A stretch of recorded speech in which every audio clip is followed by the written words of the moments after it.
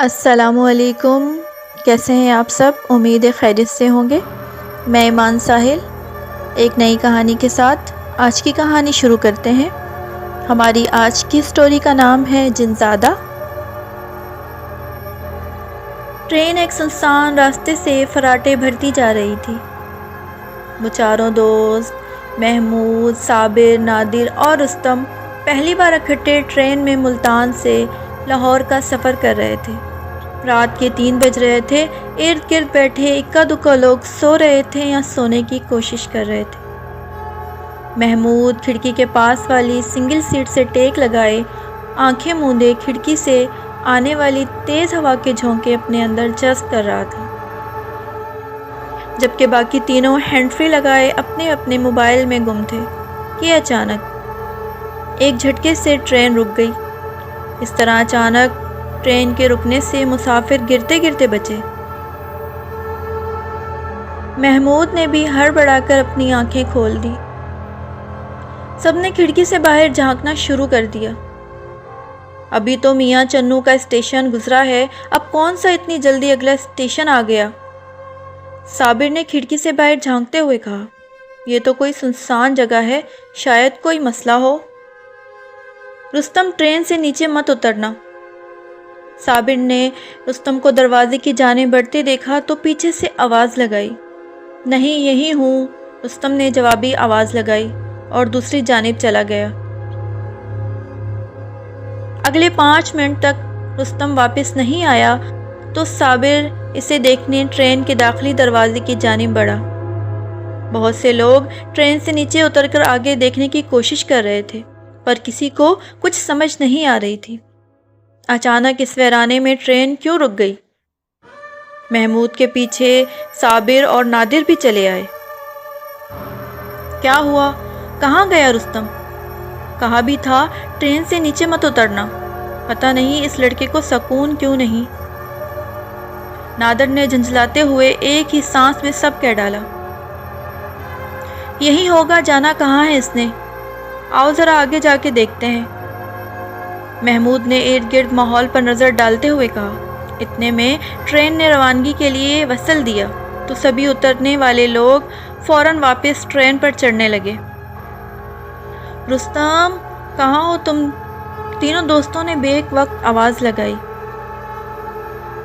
Train نے چلنا شروع کر دیا تھا، پر رستم کی جانب سے کوئی رد عمل نہیں آیا۔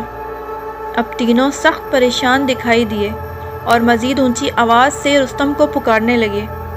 ٹرین کے دروازے پر کھڑے کافی لوگوں نے بہت آوازیں لگائی کہ آپ لوگ تو اوپر چڑھ آئیں، کیا پتا وہ یہیں ٹرین میں ہو، پر تینوں باہر ہی کھڑے ارد گرد دوڑتے پاگلوں کی طرح رستم کو پکارتے رہے اور ٹرین کب چلی انہیں احساس ہی نہ ہوا۔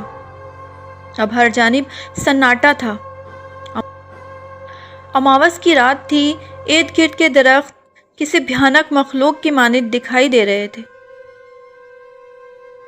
جو سب کچھ اپنے اندر نگلنے کو تیار ہو۔ جھاڑیاں کسی بھیانک دیو کی مانند اندھیرے کی چادر لپیٹے دیکھنے والوں کو عجیب قسم کے خوف میں مبتلا کر رہی تھی۔ رستم، کیا پتا ٹرین میں ہی ہو، صابر نے خود کو تسلی دیتے ہوئے کہا۔ نہیں، میں نے خود اسے اترتے دیکھا تھا، محمود نے مکمل اعتماد کے ساتھ کہا۔ اب موجودہ صورتحال کو محسوس کرتے تینوں کے چہروں پر ہوائیاں اڑ رہی تھی۔ محمود نے اگر رستم کو ٹرین سے اترتے نہ دیکھا ہوتا تو اس نے یہی سمجھنا تھا کہ رستم شاید ٹرین میں ہی ہے، جبکہ وہ فوراً ہی پیچھے اترا تھا۔ پر اچانک رستم کہاں نظروں سے اوجھل ہو گیا، وہ بھی پریشان تھا کہ یہ ہوا کیا ہے۔ تینوں دوست رستم کو آوازیں لگاتے سنسان ویرانے کی جانب بڑھتے ہی جا رہے تھے، پر رستم کا کچھ اتا پتا نہیں تھا۔ رک جاؤ نادر، آگے کہاں تک جائیں گے؟ دور دور تک آبادی کا نام و نشان نہیں، اور دور تک سب تو نظر آ رہا تھا۔ لگتا ہے رستم ٹرین میں ہی ہوگا، ضرور محمود کو وہم لگا ہے۔ کمینہ، کس بات کا بدلہ لیا تو نے یہاں ہم سب کو پھنسا کر؟ نادر نے اچانک آگے بڑھ کر محمود کا گریبان پکڑ لیا۔ مم، میری بات سنو، میں جھوٹ نہیں بول رہا، یار میں نے خود دیکھا تھا۔ کیا تماشا لگا رکھا ہے تم تینوں نے؟ آگے بڑھ کر صابر نے نادر کے ہاتھ سے محمود کا گریبان چھڑایا۔ تبھی اچانک ایک لڑکی کے ہنسنے کی آواز آنا شروع ہو گئی، جیسے پاس ہی بیٹھی کوئی لڑکی کھلکھلا کر ہنس رہی ہو۔ تینوں نے پاگلوں کی طرح اپنے ارد گرد دیکھا، پر وہاں ان تینوں کے علاوہ کوئی نہیں تھا۔ اب صحیح معنوں میں تینوں کے حلق خشک ہوئے تھے۔ ڈر کیا ہوتا ہے آج لائف میں پہلی بار انہیں محسوس ہوا۔ غیر ارادی طور پر تینوں نے ایک دوسرے کے ہاتھ پکڑ لیے۔ ہنسی کی آواز مسلسل گونج رہی تھی، جیسے کوئی لڑکی کہہ مار کے ہنس رہی ہو پر سامنے نہیں آ رہی تھی۔ زندگی میں پہلی بار ہنسی کی آواز انہیں موت سے بھی زیادہ بھیانک لگ رہی تھی۔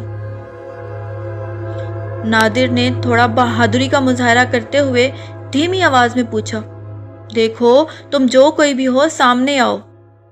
پر نہ ہی ہنسی کی آواز رکی اور نہ ہی کوئی ان کے سامنے آیا۔ اچانک تینوں نے ایک جانب دوڑ لگانے کی کوشش کی، پر یہ کیا، وہ تو اپنی جگہ سے ہل بھی نہیں سکے۔ انہوں نے خود کو اس صورتحال سے نکالنے کی پوری جی جان سے کوشش کی، پر وہ 1 انچ بھی خود کو نہ ہلا سکے۔ ہنسی کی آواز بس ستور جاری تھی، یہ ہمارے ساتھ کیا ہو رہا ہے؟ رستم کہاں گیا؟ اور اب اچانک یہ ہو کیا رہا ہے؟ کافی وقت گزرنے کے بعد جب تینوں کی خود کو آزاد کروانے کی ہر جد و جہد بیکار ہو گئی اور ان کو احساس ہو گیا کہ وہ کسی غیر مری مخلوق کے شکنجے میں پھنس چکے ہیں، تو تینوں اسی جگہ پر بے بسی سے بیٹھ گئے۔ سامنے آؤ تم جو کوئی بھی ہو، نادر نے غصے سے للکارتے ہوئے کہا۔ اب ہنسی کی آواز رونے میں بدل گئی۔ بینڈ ڈالنے والی آواز کے ساتھ اور بہت سی آوازیں بھی شامل ہو گئی تھی۔ پورا علاقہ دل دہلا دینے والی آوازوں سے گونج اٹھا، اس کے ساتھ ہی ان کی چیخوں سے، کیونکہ اب ان کو ہر جانب سے لاتعداد چمگادڑوں نے گھیر لیا تھا۔ تم سب چلی جاؤ یہاں سے، یہ میرے شکار ہیں۔ فضا میں ایک چیختی ہوئی آواز گونجی اور اس کے ساتھ ہی ہر جانب مکمل سناٹا چھا گیا۔ چمگادڑیں واپس پلٹ گئیں۔ اب ان کے سامنے ایک نہایت حسین لڑکی سفید پوشاک پہنے موجود تھی۔ پاؤں تک آتے لمبے کھلے بال، سرخ ہونٹ، سفید دودھ جیسی چمکتی رنگت اور انگارے برساتی خوبصورت سبز آنکھیں جو ان تینوں کو گھور رہی تھی۔ رستم کو ڈھونڈ رہے ہو؟ یہ کہتے ہی وہ پھر ہنسنے لگی۔ اب کی بار ہنسی میں ان کا مذاق اڑایا جا رہا تھا۔ 3 سال سے اس کے ساتھ جو آج تک اس کی حقیقت نہ جان پائے، کبھی غور نہیں کیا وہ تم لوگوں کے مسئلے کیسے چٹکی بجاتے حل کر دیتا تھا؟ کبھی اس کے گھر گئے ہمیشہ وہی تم لوگوں کے پاس پہنچ جاتا تھا، جبکہ بعض اوقات تو تم کال بھی نہیں کرتے تھے، پھر بھی وہ کیسے تم لوگوں کی ہر گیدرنگ میں موجود ہوتا تھا۔ تینوں کے دماغ میں ایک فلم سی چلنے لگی۔ وہ لڑکی بالکل ٹھیک کہہ رہی تھی۔ رستم سے ان کی ملاقات ایک پارک میں ہوئی تھی، پھر وہ ان کے ساتھ ہر جگہ موجود ہوتا تھا۔ کبھی فیملی کے بارے میں انہوں نے کچھ پوچھا نہ ہی اس نے کچھ بتایا۔ اتنے کم عرصے میں وہ ایک دوسرے کے بہت زیادہ قریب ہو گئے تھے۔ ایسے واقعی کافی مسائل تھے جو بظاہر حل ہوتے نظر نہیں آتے تھے، پر رستم کی وجہ سے وہ حل ہو چکے تھے۔ اس لیے وہ آج رستم کے لیے اتنا فکر مند تھے کہ وہ تو ان کی جان تھا۔ کہاں ہے رستم؟ کون ہو تم؟ ہمارے دوست کو چھوڑ دو اور ہمیں اپنے نہ نظر آنے والے حصار سے آزاد کر کے دیکھو، پھر ہم تمہارا کیا حشر کرتے ہیں، نادر نے غصے سے لڑکی کی آنکھوں میں آنکھیں ڈال کر کہا۔ ایک بار پھر فضا لڑکی کے کہکہوں سے گونج اٹھی۔ رستم تو بس تم لوگوں کو یہاں لانے کا ایک مہرا تھا، اس کا کام ختم ہوا، اسے ہم نے آزاد کر دیا۔ تم لوگوں سے بدلہ تو میں تمہارے گھروں میں بھی لے سکتی تھی، پر یہاں لانے کا ایک خاص مقصد ہے۔ اور یہ ابھی تک کیوں نہیں آئے؟ لڑکی نے اپنے اصل روپ میں آتے ہوئے کہا۔ اب تک تو گرو جی کو آ جانا چاہیے تھا۔ اب وہ اپنے اصل روپ میں تھی اور وہ تینوں اسے اس طرح روپ بدلتے دیکھ کر خوف سے سن ہو چکے تھے۔ انہیں محسوس ہو رہا تھا کہ کسی بھی وقت ان کے دل خوف سے بند ہو جائیں گے، کیونکہ اب ان کے سامنے کوئی حسین دوشیزہ نہیں بلکہ ایک بہت بڑی چمگادڑ موجود تھی، جس کے پروں کے سائے بہت دور تک پھیلے ہوئے تھے اور اس کی آنکھوں سے خون ٹپک رہا تھا۔ اتنے میں وہاں ایک ہندو جوگی بابا، جس کے گلے میں ایک بہت بڑی کھوپڑی لٹک رہی تھی اور الجھے بکھرے بالوں نے اس کا آدھا چہرہ چھپا رکھا تھا، کندھے پر ایک بڑا تھیلا لٹکائے اور ہاتھ میں ایک بڑی ہڈی تھامے تیز تیز کچھ منتر پڑھتے چمگادڑ کے روبرو تھا۔ اس نے منتر پڑھ کر زمین پر پھونکا اور وہیں آگ بھڑک اٹھی۔ چمگادڑ نے اپنے پر سمیٹتے ہوئے اب جوگی بابا کے پیروں میں خود کو گرا لیا تھا اور عجیب دہشتناک آوازیں نکال رہی تھی۔ شانت رہو اے جن زادی، ابھی تم واپس اپنا روپ حاصل کرنے میں کامیاب ہو جاؤ گی۔ میں آج اس عامل کے جادو کا توڑ کر دوں گا جس نے اپنے موکلوں کے ذریعے تمہیں اس علاقے تک محدود کر کے تمہاری طاقت اتنی کم کر دی کہ تم ایک گھنٹے سے زیادہ کسی بھی روپ میں نہیں رہ سکتی، اور تم سے تمہارا اصل روپ لے کر تمہیں چمگادڑ بننے پر مجبور کر دیا۔ چمگادڑ مسلسل بھیانک آواز میں دل دہلا دینے والی چیخ و پکار کر رہی تھی۔ اچانک جوگی بابا کی نظر خوف سے سفید پڑتے ان تینوں دوستوں کے چہروں پر پڑی۔ کالی شکتیوں کو بھیڑ چڑھانے والے خون کا انتظام تو اچھا کیا ہے، تینوں کی عمر ایک جیسی ہی لگ رہی ہے، آخر تمہاری محنت سفل ہوئی، بس اب تھوڑا سا انتظار اور کر لو، ان کی گردنیں الگ کر دوں جلدی سے، کیونکہ اماوس کی رات ختم ہونے میں اب کچھ ہی پل بچے ہیں۔ یہ کہتے ہی جوگی بابا نے اپنا تیز دھار خنجر نکالا اور تیزی سے ان تینوں کی جانب بڑھا۔ اس سے پہلے کہ وہ ان تک پہنچ پاتا، اچانک تیز آندھی نے ہر چیز کو اپنی لپیٹ میں لے لیا۔ آگ بجھ گئی اور مٹی اور ریت کا طوفان اس قدر شدید تھا کہ جوگی بابا خود پر قابو نہ رکھ سکا۔ وہ خود کو سنبھالنے کی کوشش کر رہا تھا پر اسے کچھ دکھائی نہیں دے رہا تھا۔ جیسے آنن فانن طوفان آیا تھا ویسے ہی اگلے منٹ طوفان تھم چکا تھا، ہر چیز واپس نارمل ہو چکی تھی، پر وہ تینوں منظر سے غائب تھے۔ وہ تینوں سوچ بھی نہیں سکتے تھے جس قسم کے واقعات تھوڑی دیر پہلے ان کے ساتھ گزرے تھے، وہ خواب تھے یا حقیقت، اور وہ حیران اور پریشانی کے عالم میں ٹرین کے اسی ڈبے اور اسی سیٹ پر موجود تھے جس پر کچھ دیر پہلے وہ موجود تھے۔ ارد گرد کا ماحول بھی نارمل تھا۔ اچانک نادر نے رستم کو پکارا۔ رستم مسکراتا ہوا ان کے سامنے تھا۔ پانی پیو اور ریلیکس ہو جاؤ، تم لوگوں کی منزل آنے والی ہے اور اب تم لوگ خطرے سے باہر ہو، رستم نے ان کی جانب پانی کی بوتل بڑھاتے ہوئے کہا۔ پر تینوں عجیب خوف سے رستم کو دیکھ رہے تھے، کوئی بھی اپنی جگہ سے نہ ہلا۔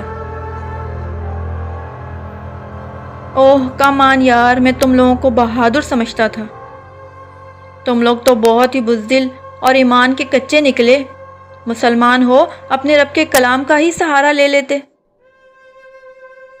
خیر چھوڑو، میں رستم ہوں، ایک مسلمان جنزادہ، اور وہ ریشم تھی جس کا تعلق بھی میرے ہی قبیلے سے تھا۔ ہمارے قبیلے کا رواج ہے جو انسانوں کو تنگ کرے یا قبیلے کی روایات کو توڑے اسے قبیلہ بدر کر دیا جاتا ہے۔ ریشم بھی انسانوں کو نقصان پہنچانے کا کوئی موقع ہاتھ سے نہیں جانے دیتی تھی اور ہندو شکتیوں کا استعمال کرنے والے جوگی بابا کے ساتھ مل کر اپنی طاقت بڑھا کے سب کو اپنا غلام بنانا چاہتی تھی۔ پر ایک دن ایک بہت بڑے مسلم عامل کے ہتھے چڑھ گئی جس نے اس کو اس علاقے میں قید کر دیا۔ اس نے عامل پر جو جادو کیا وہ اس پر ہی الٹا پڑ گیا اور وہ چمگادڑ بن گئی، پر اپنی کوشش سے وہ انسانی روپ بھی اختیار کر لیتی تھی۔ اس قید سے نکلنے کے لیے جوگی بابا نے اسے اماوس کی ایک مخصوص رات جو عمل بتایا تھا، اس کے لیے 3 جوان لڑکوں کا اس رات وہاں ہونا ضروری تھا۔ اس نے مجھ سے رو رو کر مدد مانگی کہ ایک دفعہ وہ اپنی طاقت واپس حاصل کر لے، پھر قبیلے میں بھی سب سے معافی مانگ لے گی اور پھر کسی انسان کو تنگ نہیں کرے گی۔ اس لیے میں نے اس کی مدد کرنے کی خاطر تم لوگوں سے دوستی کی، پر تم لوگوں کو اس کے حوالے کرنے کے بعد مجھے احساس ہوا کہ میں تو سچ میں تم تینوں کو اپنا سب کچھ سمجھ بیٹھا ہوں۔ تم لوگوں کے گھر والوں نے مجھے جو پیار دیا اور میری خاطر تم تینوں نے اپنی جان خطرے میں ڈال دی، میں کیسے تم تینوں کی بلی چڑھانے دیتا۔